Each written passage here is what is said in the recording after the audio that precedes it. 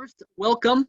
Hello to everybody. I'd like to welcome everyone to our next installment in the Tight 20 marketing series from Ballyhoo Digital, where we give you real, actionable marketing advice in a compact format that does not waste your time.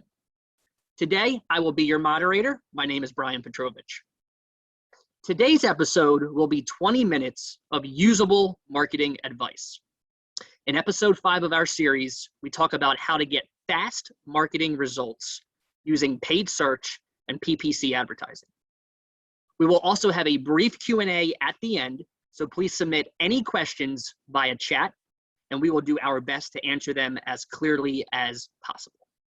Now, without further ado, I would like to introduce the founder and owner of Ballyhoo Digital, Scott Hicks. Hey, thanks very much, Brian. I really appreciate that.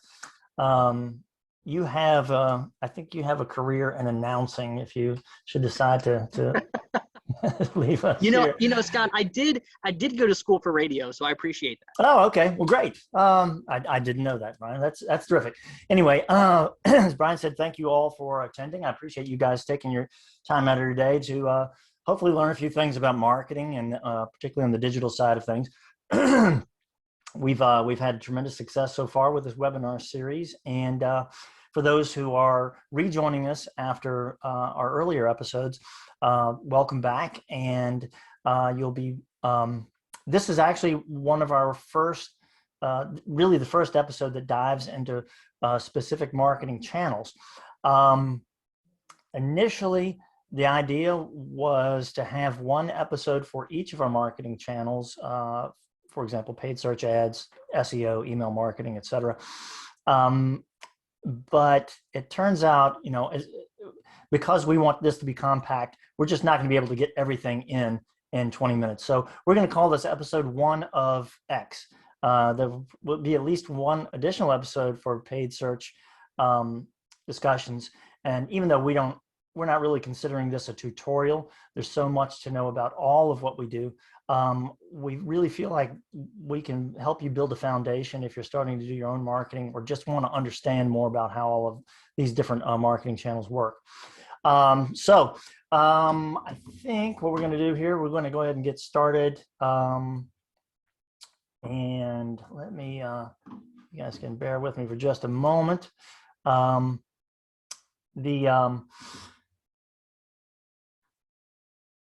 Well, there it is. Okay. All right. So hopefully you guys can see this now.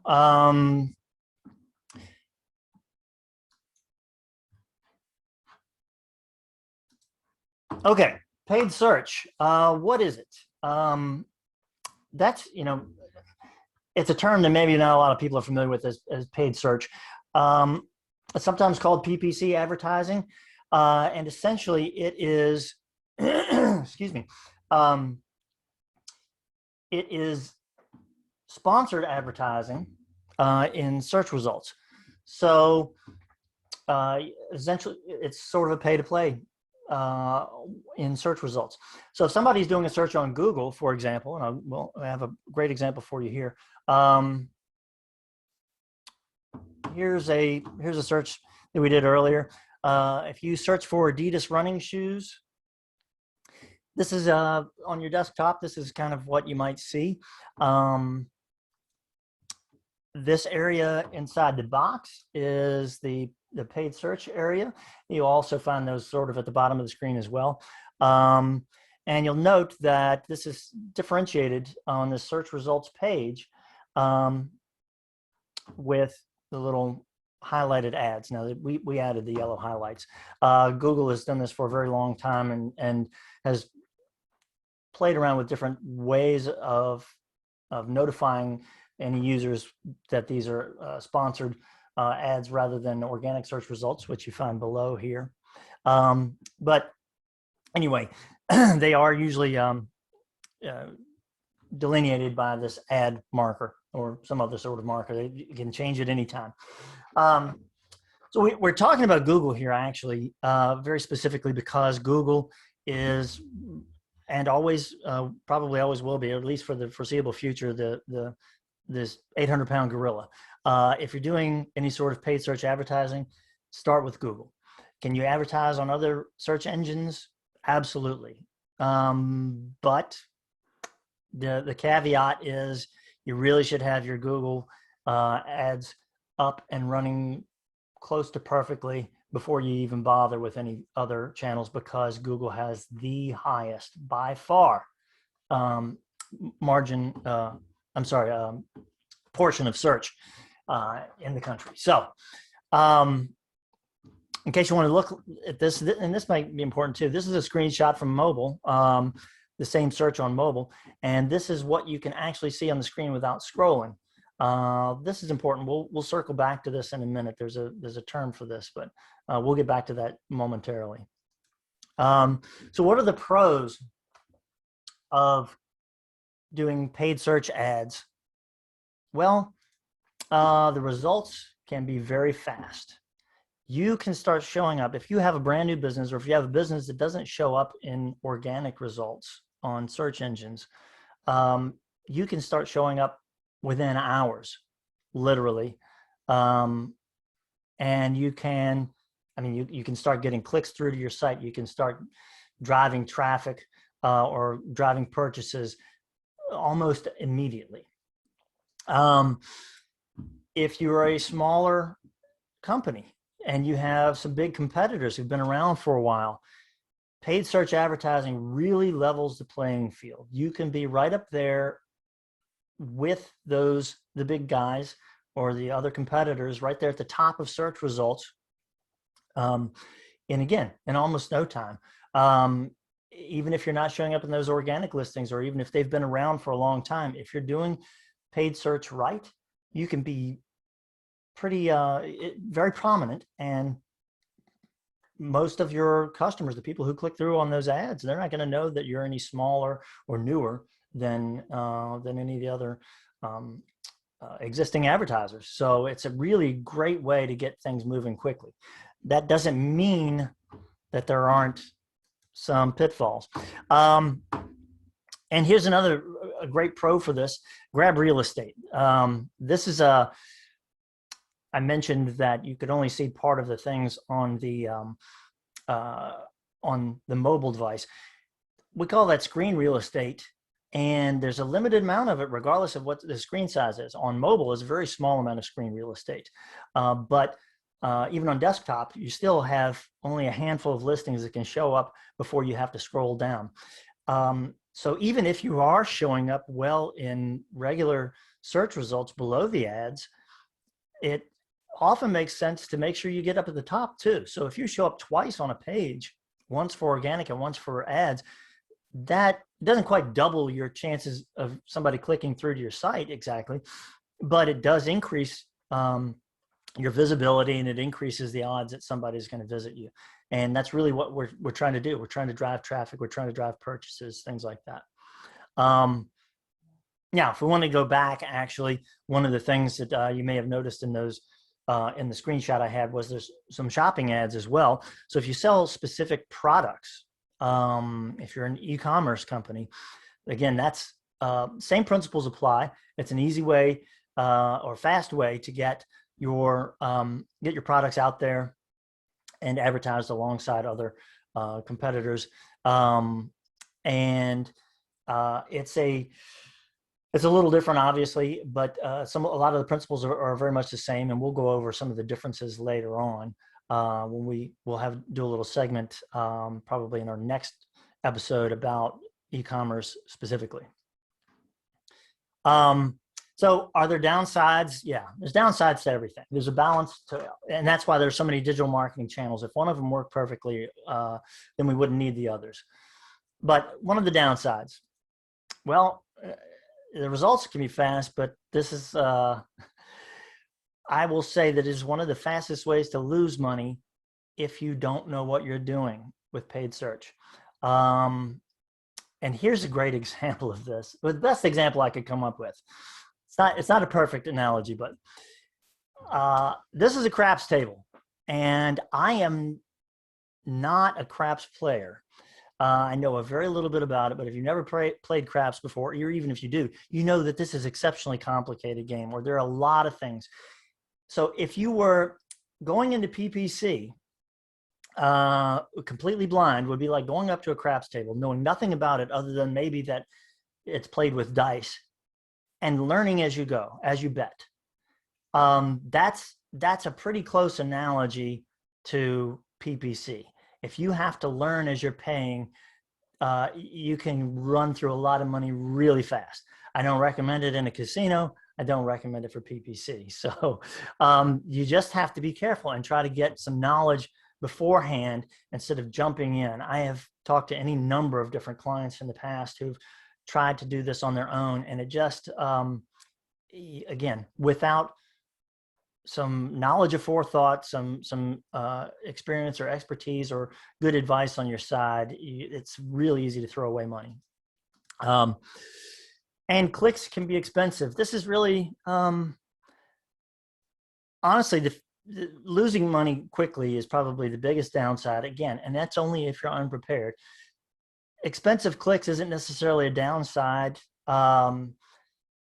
because those clicks are only expensive, generally speaking, if you're in a competitive market or if the return on those clicks can be pretty high. Now, I'll give you an example. If you are a personal injury attorney and you want to advertise on Google, you're probably going to be paying $50, depending on geography, $50 and up per click, because there's a lot of competition and there's a lot of money in that market.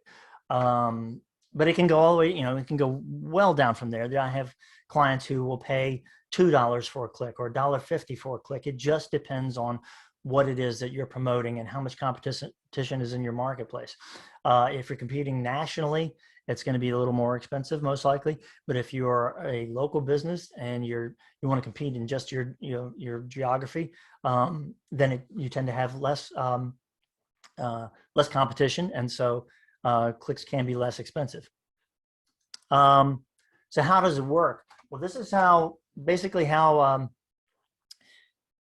paid search works. Is it operates on keywords and search terms. Your keywords for most of the print, the text ads that you see, you have to determine those in advance. What is it that your clientele is going to search for?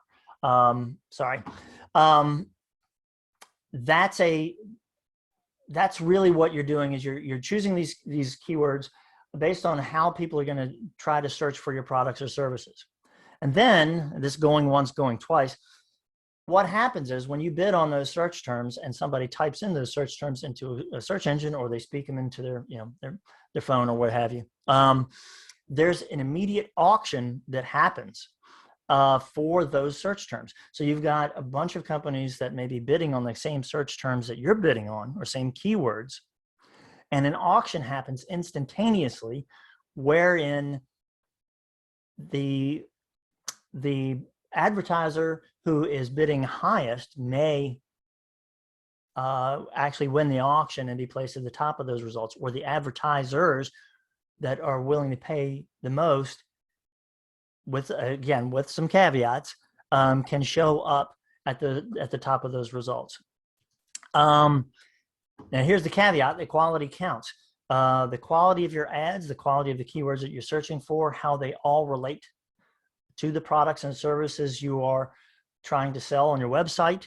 All of those things help determine the cost of the click and where you show up in those results, and whether or not you're going to win the auction and actually show up in those results. Essentially, the quality is, and again, we'll get more into this later, but the quality means how closely to the search terms is the text in your ad, how close it is to the text in your ad, how relevant it is, and then how relevant your website is to the ads that you're promoting. So if you wanted to sell, if you are, let's say, a lawn care company, and you wanted to advertise medical supplies on your website, you're probably never going to show up in any ads because there's no relevance for medical supplies on your site if you're running ads for those. So let's see. The best way to get into Google Ads quickly and easily with the least risk, Google has what they call smart campaigns. And this particularly works well if you are a smaller business and you have a smaller budget. But you can, there's smart campaigns. Essentially, it's like paying somebody to play craps for you who already knows how to play craps, if we're going to go back to that analogy. And they make it pretty simple, certainly a lot simpler than it ever was in the past. In the old days, there were no smart campaigns, but smart campaigns use a lot of machine learning and a lot of other data, and they don't require as much from you to get things going and working. And we've had, particularly with local clients, we've had some really good success with smart campaigns. They keep costs down pretty well. They drive good traffic without a whole lot of work on the back end. So, and one of the downsides is they don't provide as much data. So if you're a data junkie like we are here at Ballyhoo Digital, you're not going to get as much back from them on that side of things from Google. And there are fewer levers to pull, which means, again, you don't have the finite control over your campaigns that you might find useful at some times.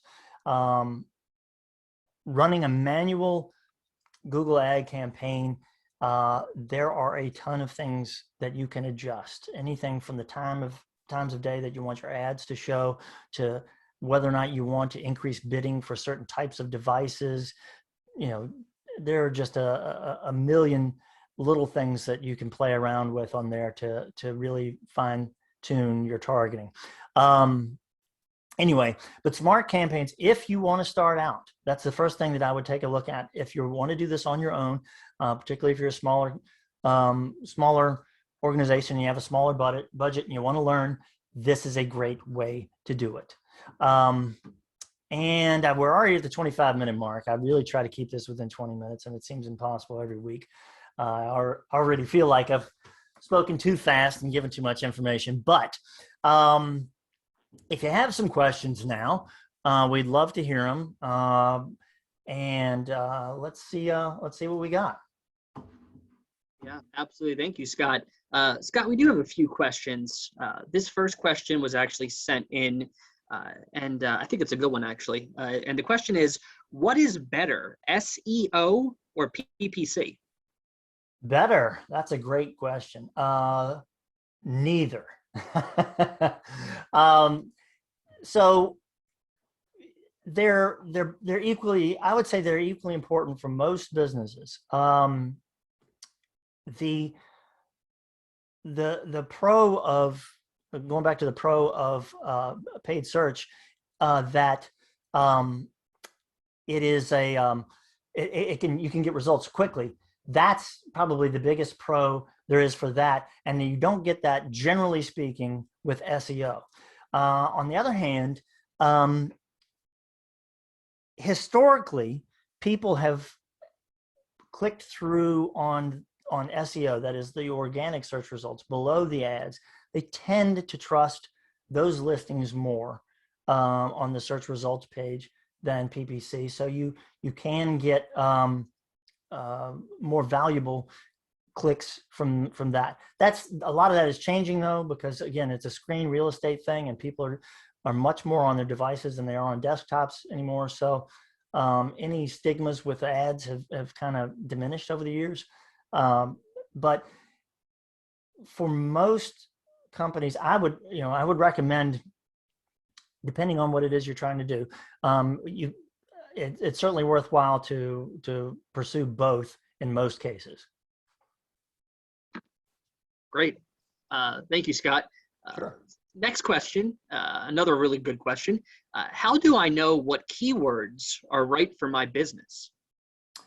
That's a good one. And I think, we'll probably go into this a little more in the next webinar, the next episode of this. It's really about getting into your customer mindset. So first start with the products that you want to promote, obviously.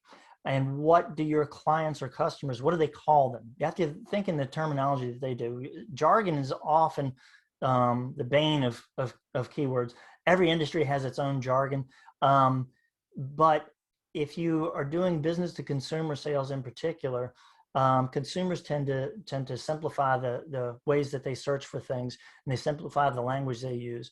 So what do people call your services? So if somebody's looking for lawn care, for example, we used that example earlier, they're probably most likely not going to search for a horticulturist, which I think, probably falls into a related category there. They're going to search for, grass cutting or just lawn care, something like that. So those are important things. Think about who you want to target to, because sometimes different market segments will use different terminology as well. And again, that's a longer conversation we can get into.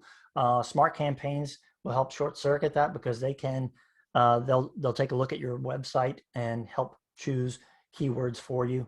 And that, again, it's a good shortcut if you're just getting started. So. Great, thank you.